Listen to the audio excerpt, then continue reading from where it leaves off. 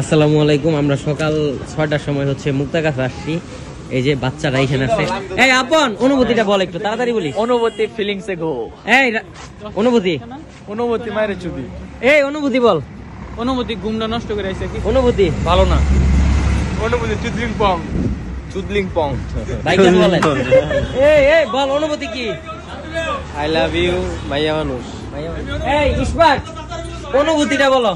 অনুভূতি চা বানানো শিখতেছি। কাকা আপনার চা বানানো নিয়ে আপনার অনুভূতিটা একটু বলেন তো। কাকার চা স্পেশাল।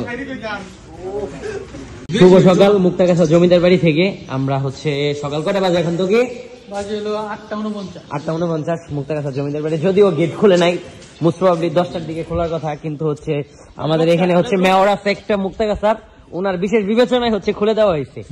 তো এই যে আমরা যাচ্ছি, আমি এইখানে